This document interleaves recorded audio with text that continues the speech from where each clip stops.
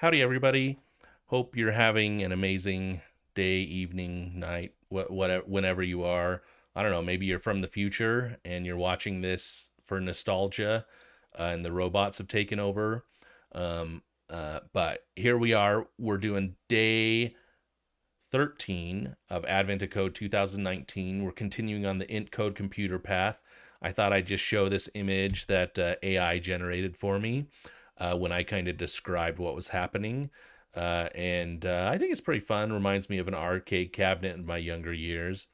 Um, anyway, that's what we're gonna be creating an arcade game today. And once again, what a cool way, I thought, at least, to show off the power of an int code program. And I'll get to that more in a second. But before that, let me just again say thank you. It's always fun to really interact with you all. I enjoy getting your comments, communicating with you, answering your questions, even if it's like about my decor and stuff, right? These are a few of my favorite things. I probably shouldn't sing in a recorded fashion, but it's always fun to talk and communicate and just build relationships and friendships with y'all. Um, so thank you for your comments. Thank you for watching. I really appreciate it. And let's talk about the day really quick. I think this was a cool way to show off your int code computer, right? The things I've said this every single video we've done this, but the things that you learn while you're doing this int code are like very simplistic, but they boil down to real life stuff, right? So at least for my solution to the arcade cabinet, which is what we're doing, they give you an arcade cabinet. Understanding like handling event loops, right? Like you're receiving input, you want to output some display, and doing that in some event loop that is helpful. That translates to real life gaming, right? And even if you just end up being on the server side, that same thing happens on the server side, right? I've done network game programming before, not at the level of something like, I don't know, Roblox or Valorant or World of Warcraft, but little games that I played with and toyed with. And a lot of it is the difference between like what you're going to do with your encode computer. And one of those things is, how do you deal with 1,000 people versus one?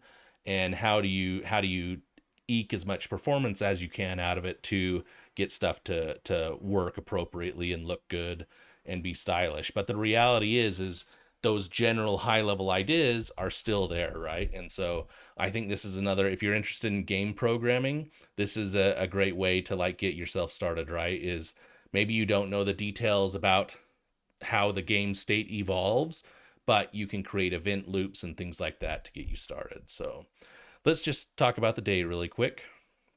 So what happens is, remember, you're in space, and they sent you a game cabinet, but it's way at the other end of the ship. So you say to yourself, why can't it, since it runs on int code, why don't I just use my int code computer to do the game for me? Excuse me. I don't know why I have not yawned all day.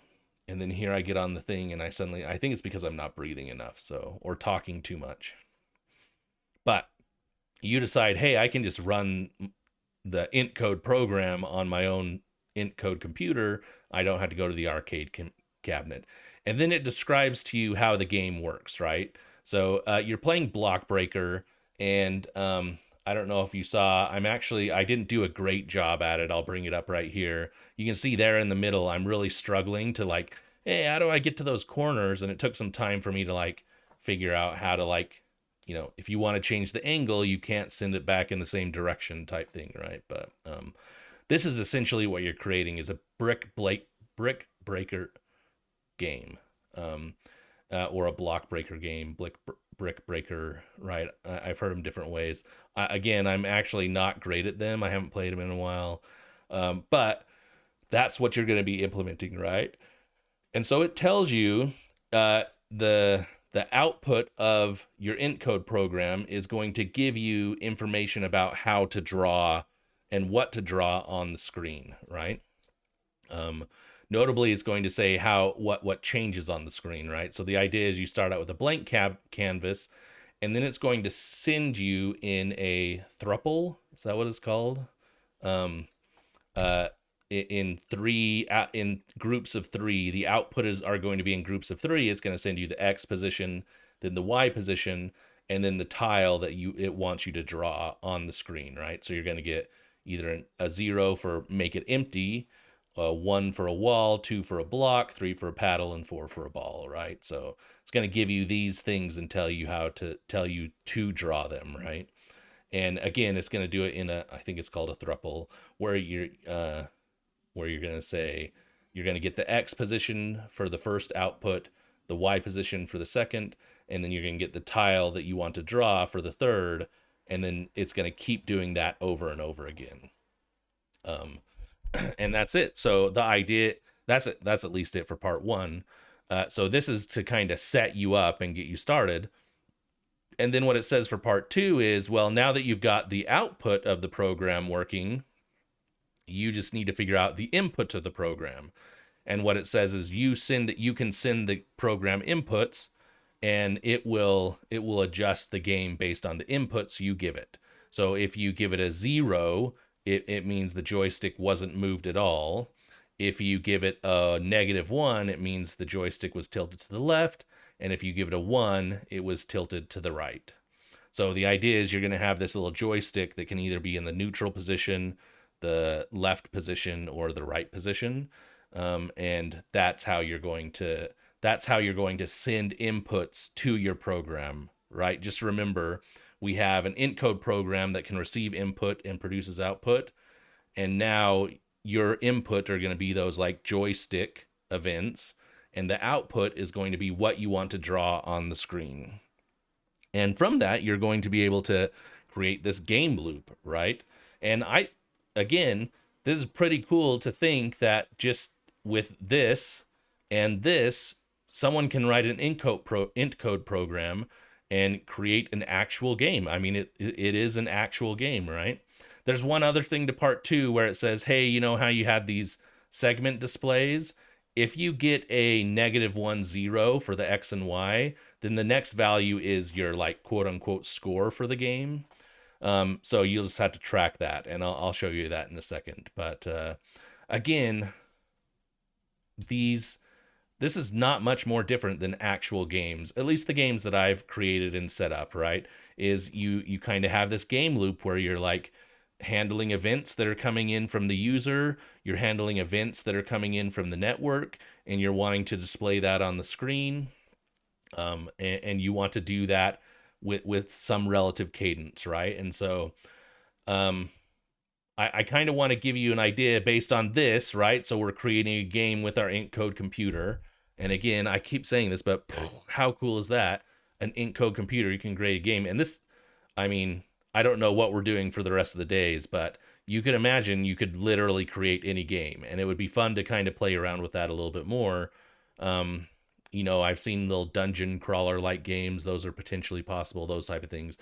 Really cool and fun thing to do. So now that we've got it up and running. But I wanted to kind of start and talk about what how that kind of thing works. And so I drew this diagram. Hopefully it'll be a little bit helpful. You can imagine this green thread right here in the center. We're going to call it our event loop. And this is like the main thread is the way to think about it of your program. And it's going to be receiving the keyboard inputs and the game outputs, and it's going to be updating some app state based on that, right? And then it's going to be drawing to the UI, right? So we're going to have some TUI that we'll talk about in a second that you're going to draw that out to. But it's also sending like game process stuff. So the way to think about it is, and I should say too that I kind of built this on the idea of message passing. So if you've seen in previous days, and even when I use the debugger, I at least I think I did. Yeah, I used like a mutex guards, meaning like they share state by having a shared like container of that state. In this way, we're saying no, it's only the event loop that's going to maintain that state. And so all the keyboard input and the game output are responsible for are sending events to this event loop. and then it will be responsible for determining what it needs to do to the game process and what it needs to do to the UI. Um, and This can be really helpful, especially in in certain types of programming. This is actually, I should say, is not always super helpful in game programming, but I would say for the average starter game, something like this will be like the best way to do it, right? And even in the more complex games, you will have an event loop kind of like this, right? Where you're receiving input, you're updating state, and sending that to your game logic, and then that is producing, again, producing stuff that updates your state. And all the time, you're regularly sending events to the TUI or to your app, right? Um, Again, I'm going to use Ratatouille for my thing, but I'm going to use Tokyo, which we talked about before, to do the asynchronous programming stuff. It also brings parallelism to it. Remember, as we talked about last time, it does spin up multiple threads. And then we're going to be using these event streams for our keyboard input, which we've actually used before. We'll just try and talk about them in a little bit more detail. So, and this comes from cross term, which again we'll talk about a little bit more. But think about like what's going to happen in this event loop when we start the game running. It's immediate when you kick off the game and say, hey, start this game process. You're immediately going to start receiving output as it draws like the initial state of the game, and that event loop should be handling this output, right? So you're getting events, and that will add to your display, start updating your display. And so this event loop needs to make sure that it's like consistently drawing to this display, right? It's not just hanging until it's drawn, until stuff, you know, until how do I say this? It's not just hanging there, not doing anything because other important stuff is going on, is the way to think about it. So but then when the user or the gamer pushes a key, right, or does something to simulate the joystick events, that keyboard input should go to the event loop, right? And then the event loop would say, oh, something has a keyboard event happened. I'm going to send that event to the game process. And then it will do its processing based on what happened as a result of that key press. And then that it will send that output to your little game output here. And I added this here particularly because, again, remember you're receiving them in like these thruples. And if I said that wrong, someone pointed out in the comments, I'll correct the right term. But the idea is this game event is like tracking events that are coming from, or tracking messages that are coming from the game process, and only triggering events once it's gotten all the data it needs, right? Once it's gotten the X, Y, and the tile that should be spit here. Or as we talked about before, the game score, right? So all of this is happening, right? Events are being fired, putting it sent to the game process, and then as events are coming in, they're being spit out here. And as this event loop is occurring, it's always updating the display with those changes, right? Consistently updating those changes. So let's just see what that looks like in code a little bit. I'm not zoomed in. I did create maybe as some background. Because we're using it for part 1 and part 2, I set up our int code program as like a const, and then I used a command line, the clap, to do the command line stuff, so we can pick between part 1 and part 2, and we can optionally give it a replay. That's how in my repo I have a replay of me actually finishing it. So that's why I added this option, is the ability of like, hey, if you know how to like resolve how to, or if you have a replay of your game, you can just run it to get it started or to process it, that part first, right? And then so in my main, I basically just create the command line options, and then based on those, I either do part 1 or part 2, right? Part 1, if you remember, if you look back, was just implementing the output. And so it actually finishes after it's rendered the whole output. So you can see here, I just have a helper thing to create the process, and then I just receive on the output until I've gotten all the the grid changes, and then the solution is just counting the ones that are blocks. So I'm not going to go over this because I want to focus the video on actually what happens in part 2. So let's look at that part of it, right? Again, we want to create kind of this event loop process that we're looking at right here to send to our TUI. And we'll talk about the TUI in the later parts of the video, but you can see here for part 2, we initialize the TUI, we create that process to start it running. That's this piece right here, right? So we've initialized our TUI and we've created the game process. And then we set up our event emitters, and we have an output event emitter and an input event emitter, and those are associated here with the keyboard input and the keyboard output, respectively, in reverse. I think I said them in the wrong way, right? But so the input one is going to emit events to the event loop when keyboard keys are pressed, and the game output one is going to emit events to the main loop as it receives enough stuff from the game process. Okay, and we'll look at that code in a second what those do. But we're going to create those two things. Then we're going to create our app state, which is this little thing right here, right? This is tracking like the grid and the score, what it looks like. And then here's our main loop, and it basically fits on one screen. I could definitely get it to fit on one screen without comments. But what do? We draw.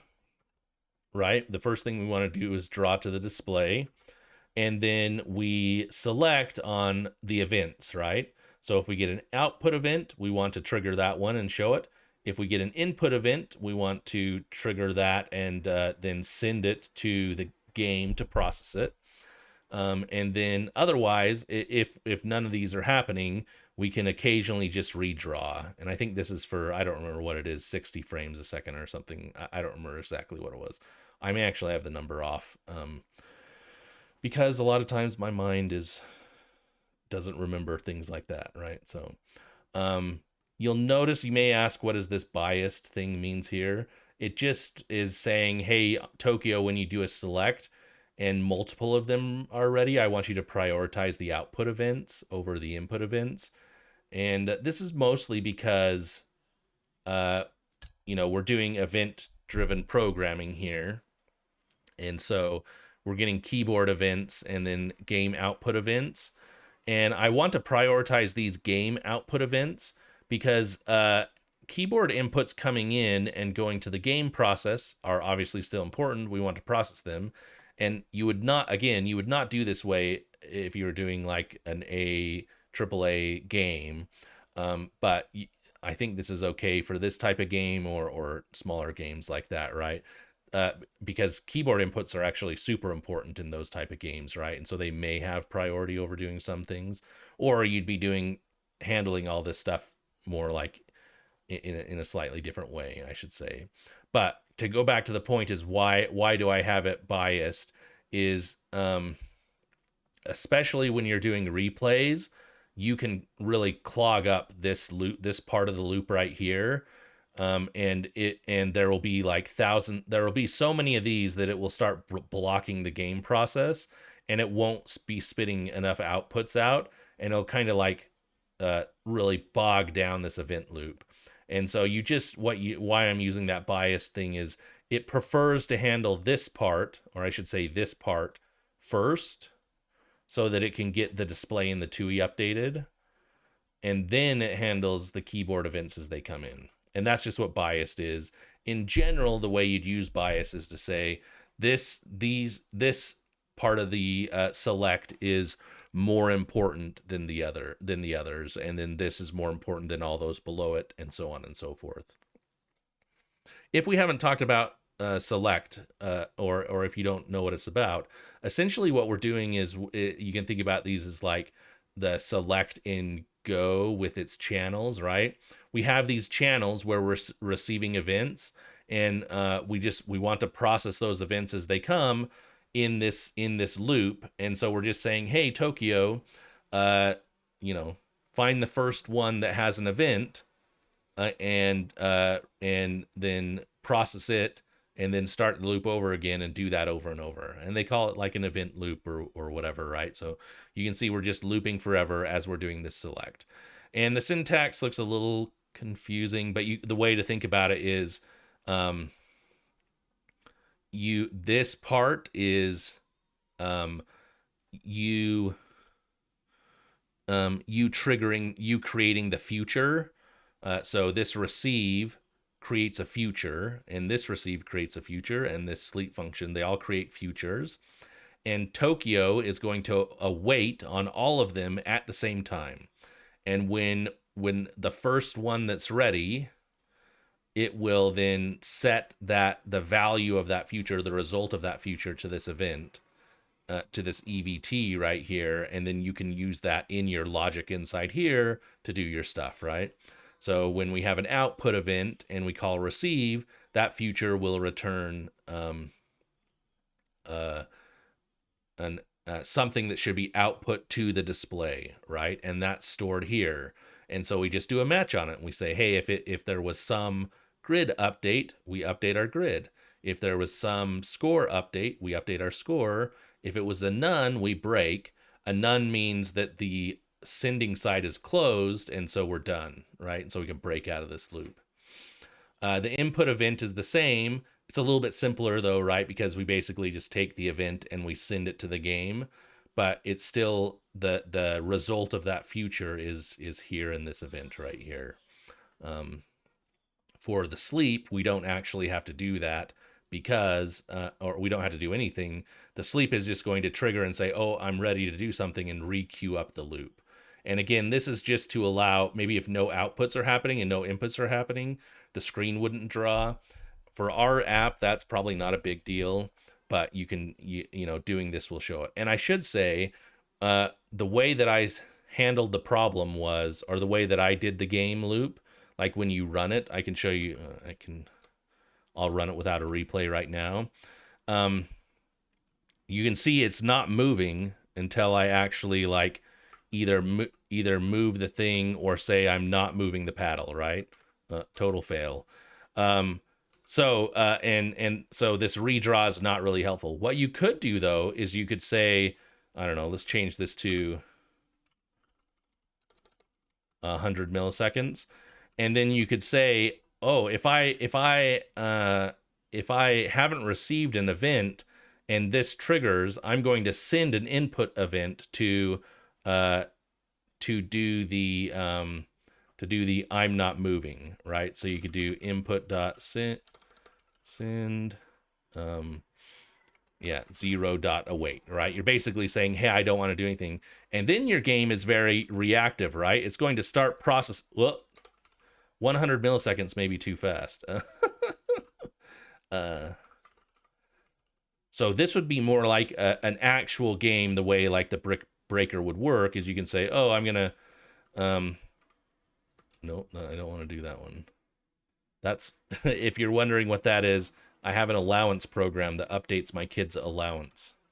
But anyway, you can see here I'm not doing anything, but it's still moving things around, and so you have to be more reactive because it's doing that. Anyway, you don't really have to do this.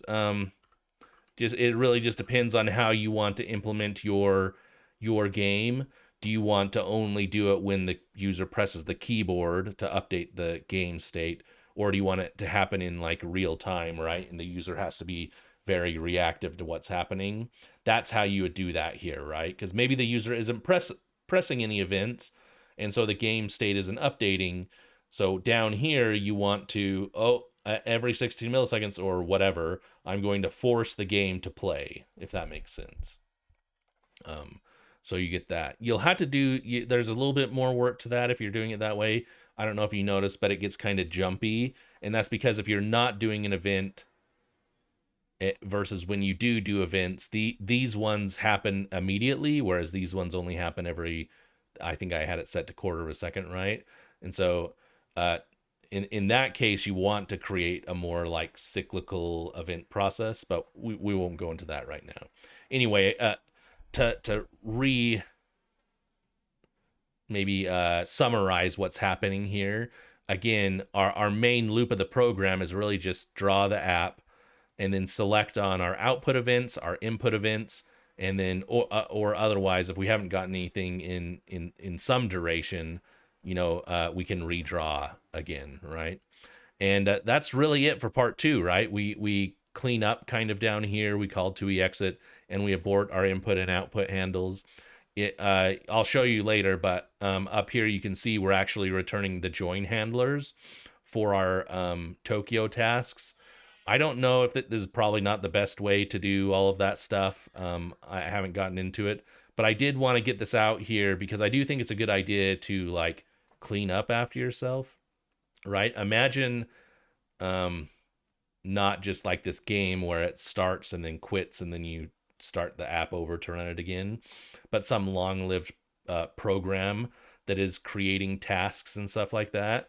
You definitely want to be able to like trigger events when like, oh, the user canceled the service. Now I need to clean these things up before I'm done, right? Or everything's finished. I want to call join on these to make sure they get cleaned up and they're not just hanging around after they're done. So we'll talk about more about how to do that in another video if you'd like. I just decided, okay, well, if we've hit this point, we know the game logic itself is done, and so I'm just going to abort my other handlers and be done with it, and call TUI exit to exit the program, right? Okay, so let's talk about these input and output emitters and maybe some of these helper functions that I wrote here to do this work, right? Again, our encode program did not actually change during this process. I don't think I did any changes to it at all. So for that part, we literally just say, hey, load up our program and run it.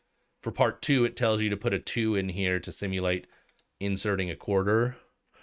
But here's the create process. And again, we just create our channels. We create our new process, and then we return the input and output values so that we can, pass those on to our emitters. But then here's our app state. There's nothing really special about it. I mean, this is kind of a magic number right here when we create it. That's just, I got this from the output of the part one.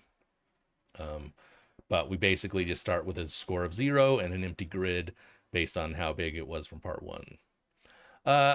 You probably didn't have to use an enum for a lot of these things. I'm trying to be very rusty just to see, or Rust-like, just to see how it works and how it feels. So I created an enum for each of the tiles, and then some helper translators like froms. I imported some froms, right? So if I have an eye size, I can turn it into a tile. And if I have a tile, I can turn it into some text. So it will be displayed on the screen, right? So those are kind of generic and they're used throughout the process. And then to try and help organize code a little bit, I wanted to do it in one, how do I say this? One day, or like one file, I should say, so that you could see all of the code in like a single program. But I did feel like modules would help because there's a lot of things that really just weren't helpful for the main program, but were kind of helpful for the, logic and processing. So that's why I have a couple modules in here to kind of separate that work out, right? I think normally I'd put these in separate files. You can see just by running all the other code, we're already at 200 lines. And so having these in their own modules might be helpful, might not. I don't know. Everyone feels differently about that stuff. I tend to like breaking it up a little bit. But again, with today's modern editors and stuff like that, it's really easy to jump to definition and jump to references and stuff like that. So the reality is it probably doesn't matter that much. But I do feel like from a code readability, having separate modules at least makes it clear that, hey, this is its own stuff, right? So what do we have for the input? Well, we want to represent the joystick event. Are we left, right, or neutral? And then I have some helper froms, right? So if we have a character, that's going to be like the characters that are pressed, right? What character is pressed? We're going to shift it, or we're going to create a left or right. And I choose the WASDA. So A and D are left and right, and S is nothing, or anything else technically is neutral. But we also get key code events, and I'll show you those in a minute.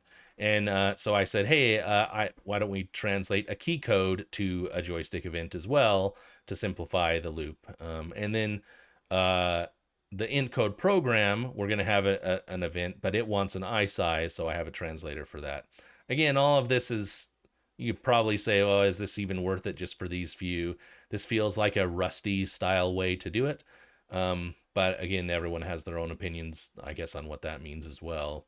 But having this joystick event and these from things allow me to easily go from whatever the int code program wants versus what's coming from the keyboard and so on and so forth.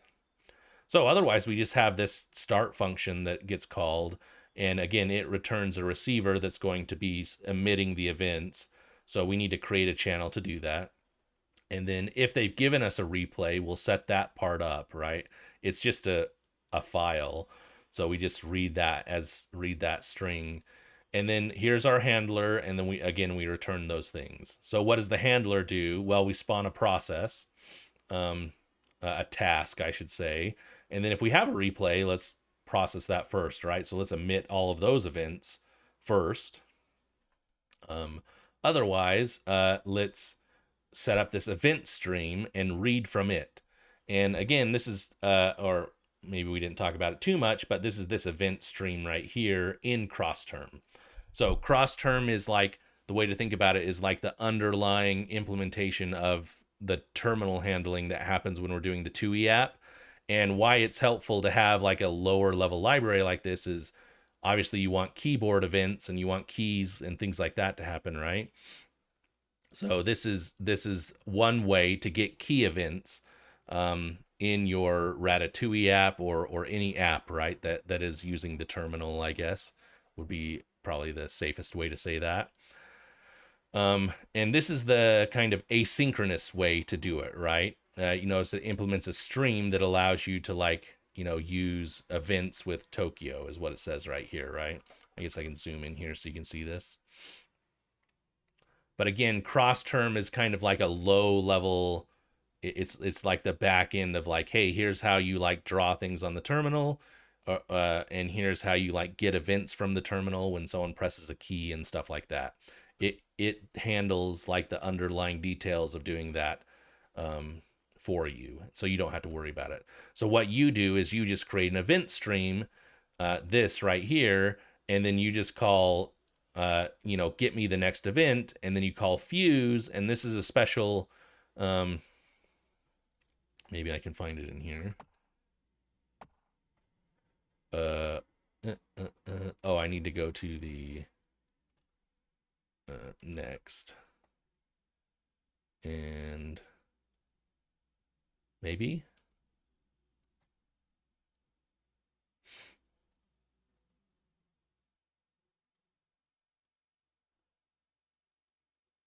I might not be able to find it here in the thing, right? But what this, oh, I know what I can do. I can go right here. Essentially what this does is it turns it into a future. So the stream is like is saying, hey, get me an event. When you call next, it's saying, get me the next event. That would potentially normally block, but you call fuse on it, and then what it says is, hey, instead turn it into a future.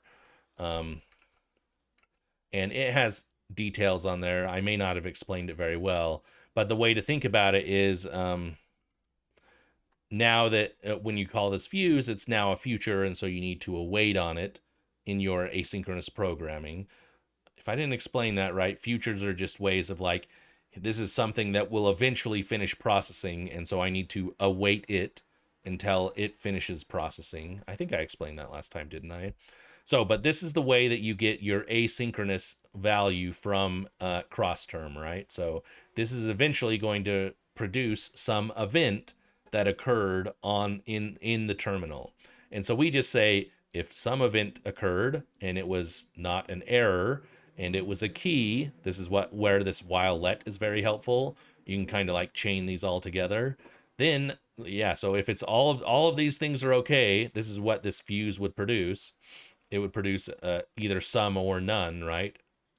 And then it will return okay or an error, and then the actual event And in our case, we only are interested in key events. So we use this to do it. And then we say, what based on that code, just send that as the event that got processed, right? So this was a lot of talk, but again, it's if you look at it, it's not really that complicated. We're using cross terms event streams to be able to await events, and when those events occur, we if it was a key code, we can turn that, or if it was a key press, we can turn that into an event that we can send back to our main loop, which we already looked at before, right? And we can review that again. So how does that output emitter differ? Um, Again, we have an output event, but it's slightly different. We're not getting joysticks. We're either getting an update to the grid, which is this X, Y, and tile, or we're getting a new score that we want to render, right? Otherwise, the start is largely the same. At least like the shell of it is largely the same. We still create a channel that we're going to give the receiver back to, and we're going to send events on. And then we have this handle function. And again, it looks largely the same. We just, while we wait, or we await on receiving a value from the game process. And when we get one, if it is an event, not if it's none, it means we're done, and so we can just return. Otherwise, if we get some event, we can call this handle output function, which I'll show you in a second, but it does the job of like tracking the state of where we're at. And it will either emit some or none, right? If it's none, it means I'm in the middle of processing that thruple. But if it emits some, then I can send that event to my main thread, right? So again, a lot of this looks the same. You have some while loop that you're awaiting on, and then you're going to handle the results of that. And then you're going to do that just in a loop forever and ever until you're told to stop or be done, right? So how does this output event emitter look? Well, we want to track our state where we're at, right within the loop. Are we receiving the X, Y, or the tile? I should rename that just tile. Hopefully that doesn't cause problems. But and then we're going to have this output emitter, what's going to output event emitter, which is going to track that state and any of the previous values we've seen. We don't actually have to track the tile, because once we get the tile value, we know we're going to start over. So we just need to track what our previous XYs are. And so this handle output function, what does it do? It's just a finite state machine, right? I guess it's not finite because it goes forever, but it is a state machine where we say, hey, what is our given state? If it's an X, then the value we read is the X value, and we move to the Y state. If it's a Y state, then the value we read is our Y value, and then we go to the tile state. And then if it's the tile value, we're going to go to our X state, and then we just need to decide what we want to output, right? Remember, the game said if it's -1, 0 here, we want to output it as the score. So the value that you receive is the score that you want to update.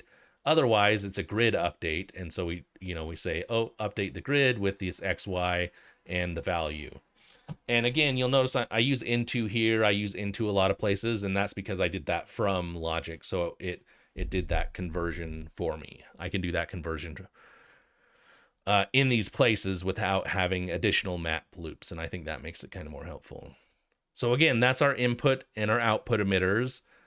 There's not a lot of code to it if you break it down, but then you have this little main loop right here that is just saying, hey, if I get an output event, and it's a grid update my tile, update my grid. If it's a score update my score. And you kind of do this in this loop over and over again, doing this draw, right? And so that's what's happening here. Again, looking at this thing, right? We have some main event loop that's just doing this regular process where it says, hey, draw the UI, and then look for keyboard inputs or game outputs. And based on those, either send them to the game process or update our state, and then draw that to the thing. And this is where, even in the Tokyo documentation, they say, the Go notion of share memory by uh, passing messages. I totally said that wrong, right? What is the Go channel adage? This maybe that was a risky one. I have what is the idiom? Don't communicate by sharing memory, share memory by communicating. This is the one. This is the one that I wanted, right? Don't communicate by sharing memory, share memory by communicating. Right? So here's where we are, right? We have some event loop. Our memory is right here, right? Our main app state is right here, and we pass the information that the TUI needs to process it, and then the game output doesn't really care about this state. It just cares about what it's received from the game process, and then occasionally it will want to emit events to the event loop to say, hey, you got to update your state. And then as keyboard events come in, the event loop wants to know about them so it can send them to the game process to handle them. But you create this loop. There is a potential, you could say, of like, why not just send this directly? That's perfectly fine as well, because really the event loop is maybe just tighter here. I thought it would be nice to show you the select statement and how it works, but there's definitely a case to be made for having the keyboard input go directly to the game process. That is totally possible. In fact, I think very early implementations of my code, excuse me, actually did that, right? Okay, so that's a lot of talk. Let's move on to again. Oh, maybe just in conclusion, a lot of it was Tokyo and Await. So if you're not curious, I have previous videos where I try to talk about those a little bit more. Um, and then using this cross term as that like back end input event handling stuff to do that event handling. So these are cool things to use, especially if you're doing terminal app programs, particularly for the cross term. But Tokyo, I think, is more generally useful as any type of asynchronous programming. And because we've done all the asynchronous stuff already, I just kept using it here in this case, right? Um, uh, so I think this is a good thing to learn about, is these event loops and doing this. And why do I think it's useful? It just like in conclusion is it's very nice to be able to like separate concerns, right? And create very defined communication between these processes, right? They call it orthogonality a lot, is like let the game process do the game processing, let your input handler do your input handling, let your game output do that, and then just create these boundaries of where they can cross over with each other, or I should say communicate with each other, right? Create these channels of communication so that they can talk to each other, right? um, and besides just event handling and these event loops, I think they're very useful in, again, they're not always the fastest way and they're not always the best way, but they are a way, and I think they're a pretty good way. And so that's why I wanted to highlight it. This is a for your average use case, I would say this is probably a good way to do it. And so it's definitely something to add to your toolkit of knowledge is, hey, I can do event handling. And then think about it. If you add more events, right? Like say we make it a network game and now you've got like two players, but you're receiving like network input from the thing and you're updating your state to maybe you have like two boards now in the TUI. Um, you don't have to worry about any of this stuff. That doesn't change. You just add a new thing to the event loop that's going to update the state of that second player's board, right? Um, for that display to do those things, right? Um, and you've properly separated the things so you don't have to deal with that stuff. So just something to keep in mind and think about. And with that, let's move on to Ratatouille. Um, I should say they just. Oh, I almost want to get on Discord and look. Uh, I will send you the thing. He just again he just presented at FOSDEM. Let me see if I can find the link. Here it is right here. So I won't play it, but he just presented it at FOSDEM. And I think this is a really cool app for TUI processing, right? So if you want to do a UI and you want to do it in Rust, but you want it to be like a terminal UI, Like you've seen things before, I'm sure, like K9S or LazyGit, these things. This kind of TUI is kind of a great way to do it, and we'll talk about why in a little bit. Um, but yeah, I'll include the link here. They presented here. Definitely a cool thing to watch if you want to learn about Ratatouille. Um, and so that's what I implemented in Ratatouille. That's what I did for my display right here, right? And I kind of hid it from you in the code until now, but you can see there's definitely sections where we talked about before. We need to initialize the TUI, and then we want to call some kind of draw function to draw our app, and then we want to clean up at the end here, right? So let's go down to the end and we'll look at those and see how they work. Actually, I will get there. So here we are. Here's our new function, and then we'll kind of move around. You can see we create a new terminal, and this is a TUI terminal. So this is coming from the TUI thing, but we have to give it a backend. And for our case, we're going to use the cross term backend. Like I said, we've been using cross term before.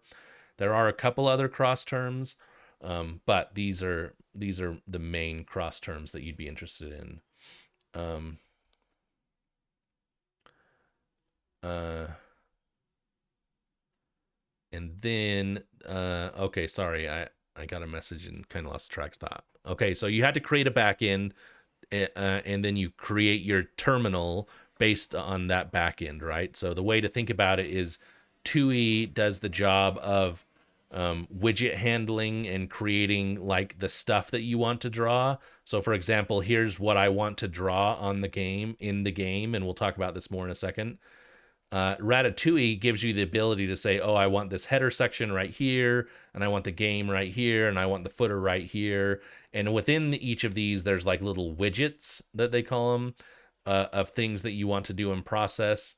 I actually haven't watched the video for GopherCon, or sorry, for Ratatouille. Um, Too many rodents. But hopefully they may explain better than I do, right? But imagine there's like little widgets where you say, oh, I want a box here where my game is. I want a little footer here with some text, and I want a header here with like, the name of the program. You saw in the debugger where I had like a table, right? That had like a list of had all the memory. Those are all like widgets that come out of Ratatouille. And what Ratatouille does is it takes your definition of these things and sends it to that backend process and says, here's what the user wants to see on their screen. So it takes all of the stuff that you've defined here and turns it into your terminal via that backend. And you could kind of think about this as like early days HTML, right? You would describe the way you want the page to look, and then um, uh, the browser would take that HTML and render it onto the screen, right? So in this case, the HTML is the Ratatouille and the widgets, and the backend is the browser or that's doing that processing of rendering and making it visible what you want to see, right? So if you go to like the Hello World example, you kind of see the same thing, right? Is where I'll get down here to the code. You do some initial setup place stuff and some initial cleanup stuff, and then you have some main loop where you're going to draw the frame. And by draw, what I mean is you're basically telling Ratatouille, given this frame, here's where I want you to put the widgets and how I want you to put them. And then you do the event handling. Of course, we've already done the event handling on our code, but it's just kind of showing you how to do that. And then you can get to more complex examples like this counter app. I mean, it's not particularly more complex, but you can see you still draw, you have event handling, you have some setup that you need to do right here. Sorry if this doesn't look very good. And then you do some cleanup when you're done, right? That's generally the process of how these things will always look. I mean, if you think about it, that's generally how all of these things work, right? But so let's talk about those now that we've like set up our backend, right? How do we do those inits and exits, which are like the beginning and end of your program, right? Well, a lot of them have to do with like setting up the terminal, right? Think about when you're running a terminal by default, it's that your terminal itself is tracking this stuff. So when I do ls, it's like, oh, I need to execute a command and I need to spit it out on the next line, right? In our case, we aren't interested in the next line. We're interested in drawing on the whole screen of this section of terminal that is available to us, right? And again, it's the back end that does that, but you have to tell the back end that you're interested in doing that. And that's what these things do, right? We say, oh, I want to enter an alternate screen and I want to enable raw mode. These are all just ways of like setting up, again, the back end to say, hey, I'm going to take over control of the whole terminal and don't do the normal like draw the output in the next line and scroll and stuff like that, right? So this is kind of the setup stuff. This is also helpful, especially if you're like me and your code panics a lot while you're trying to figure out how to get it to work. You can create this panic hook where you basically say, and this is part of Rust, but the part that you're interested in is once if a panic occurs, obviously you don't want to leave your terminal in this like TUI mode state, so you want to do that reset after when the panic occurs, right? And what does that reset do? It just kind of, the way to think about it is it undoes all the stuff that you've done up here. And exit is the same as reset, except we then show the cursor afterwards. Now that I think about it, I don't know why those are not all the same. They potentially could be. But this is like the setup and the cleanup that you need to do, right? Again, just at a high level, you're telling your terminal, hey, I want to take control of the whole screen, and then you're going to do that until you're done, in which you say, okay, now I here you can have control of the screen back, terminal guy, and the terminal will then take back over doing its normal work for the back end. And I should say underneath all of this is they're like pseudo TTYs and stuff like that. And really what you're doing is you're sending escape sequences or codes like to your terminal that is saying, hey, do this stuff, right?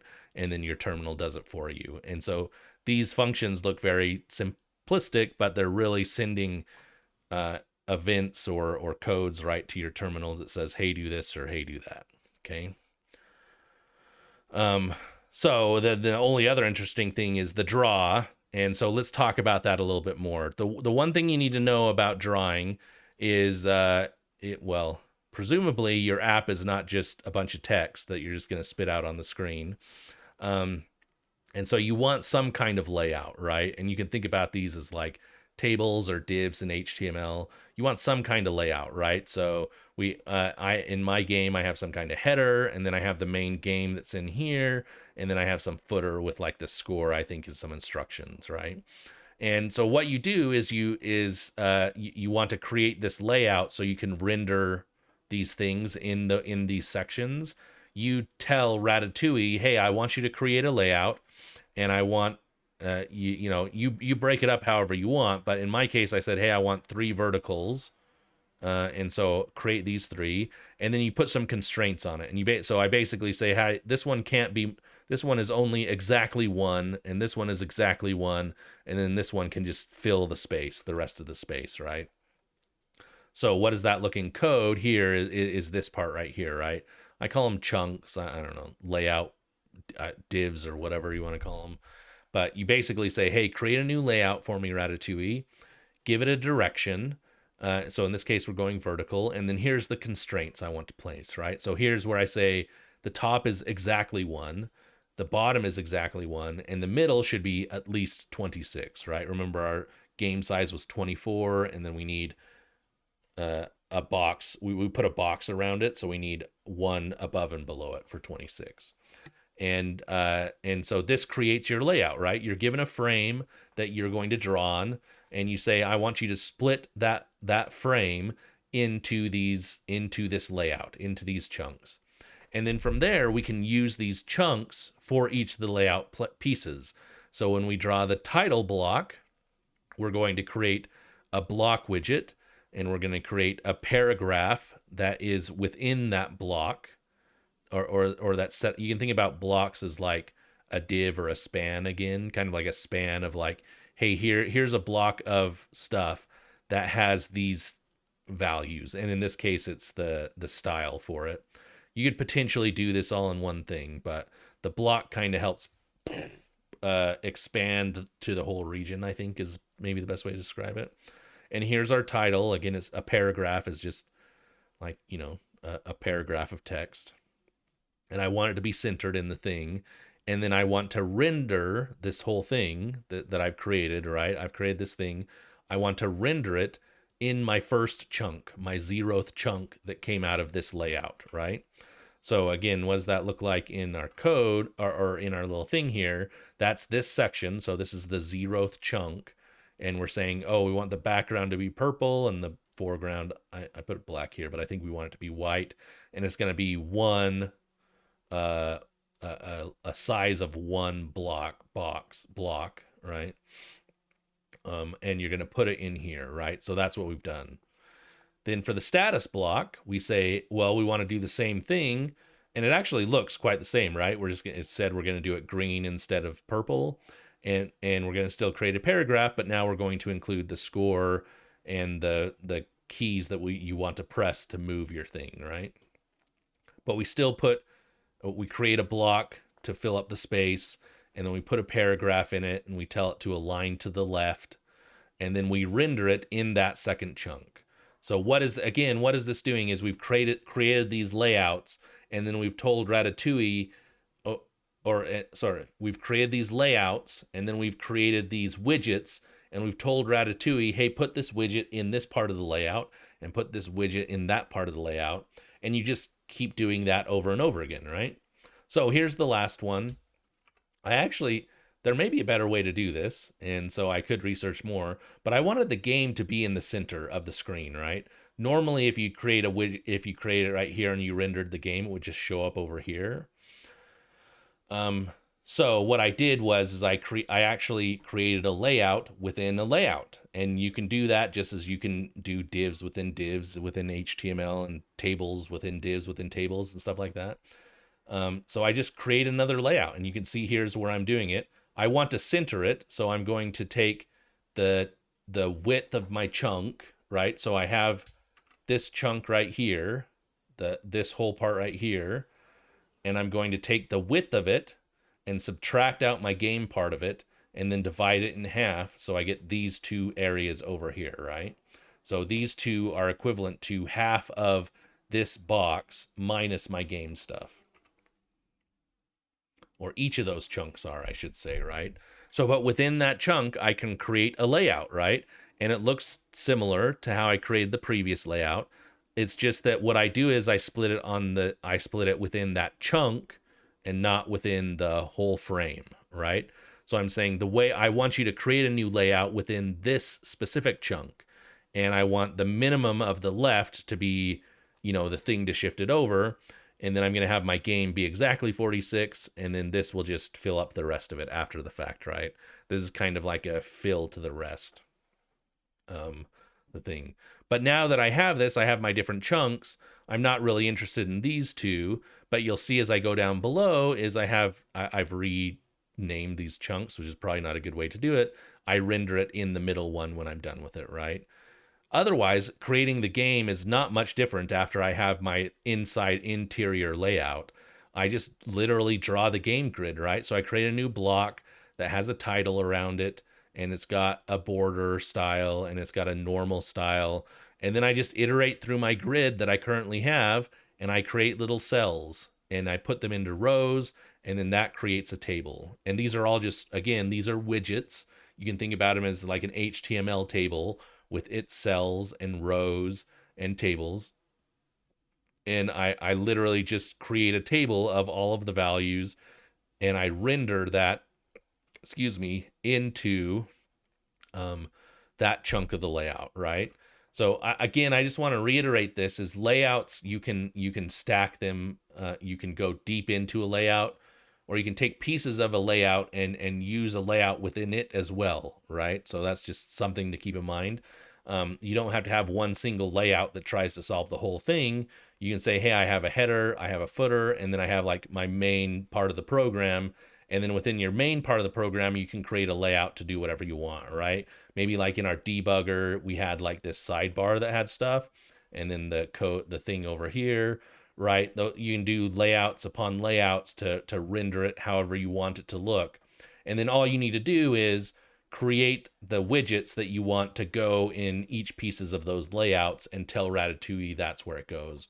And by defining it this way, then it will talk to the back end and say, hey, here's here's the values I want you to put in each parts of the screen. And it handles doing the actual underlying writing and coloring and stuff like that for you, sending those things to it.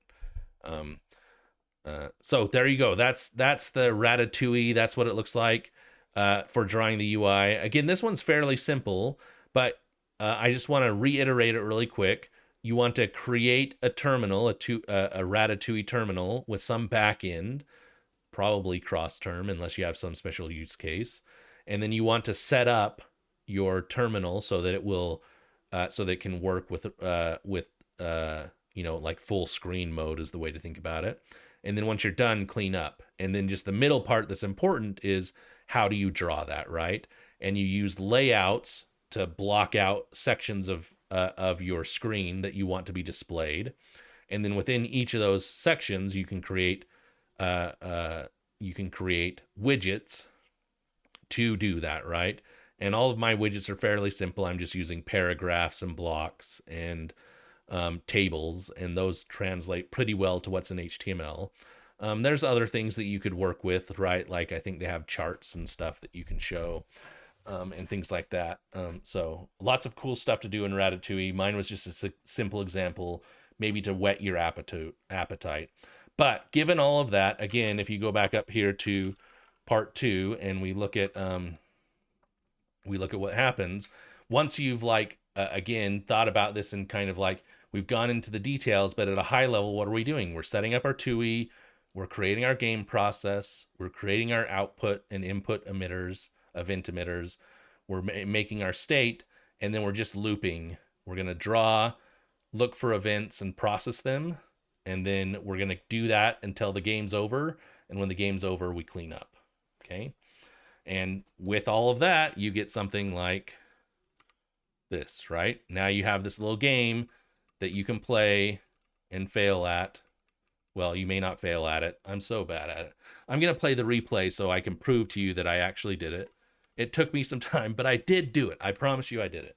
And my kids were probably annoyed because I'm sure I probably spent over an hour trying to get it done. But I did get it done, and this is my solution to part 1 for it. Okay, conclusion. What a cool day, I just have to say. This is why I wanted to do the int code programming. It's just a reminder to me of how cool programs can be or how cool of things you can do with just a little bit of programming, right? So we have this int code computer. It doesn't really do a lot, right? But there's power in the things that it can do, right? If you can add, you can multiply, you can get inputs, and you can do if else block style things, and you can send outputs, you can do amazing things, including creating a brick breaker game, right? And then it's just our job as the programmer to hook it up into, its stuff, right? You can think about as we were doing the computer engineering or the hardware engineering part of it is like, how do we create a process?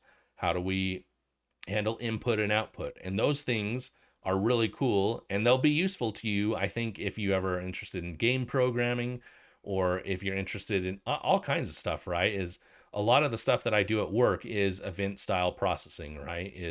And taking little pieces that are very useful, and chaining them together in magical ways to make, powerful stuff get done, right? And that's what we've done here, right here today, right? Is we have these little things and all of them are doing their stuff and they're doing them really well. And it makes a really cool thing. You created a game. and it wouldn't be hard for you to turn this into a 3D game, right? This stuff doesn't change, your display just changes. And if you want to render a block instead of rendering a text on a TUI, you can render a 3D object and present it, right? So you've done this part of it. If you want to make it flashy and cool, you can just work on this part. Maybe you can tweak some of the event loops so it's funner or harder or stuff like that, but there you go, you've done it. um, Again, the power of what you can do with a little bit. And I think the learning experience that comes from doing this is just amazing. So I hope you had fun doing this day. If you haven't done it, give it a shot. I promise you'll enjoy it. It's really cool to think of, hey, I can take this thing that I've been doing just bits at a time over the last few days and turn it into an actual game. I think that's really cool and powerful. So we'll continue on day 15. I actually have not looked at it at all, so I don't know what it's like. But I'd love to see your solutions. Send me a pull request or send me an issue with a link to your program. So any way you want to communicate with me, I'd love to see how you guys have been doing this stuff, just so I can see what yours looks like as well. And we can do some compare and contrast after we finish the int code ones, kind of see how they look and go over them all. I'd love to see what y'all have done. Um, so there you go. I think that's all I've got to say. Everyone, have an amazing day, night, evening, morning, wherever you are, whenever you may be. And we'll talk to you next time.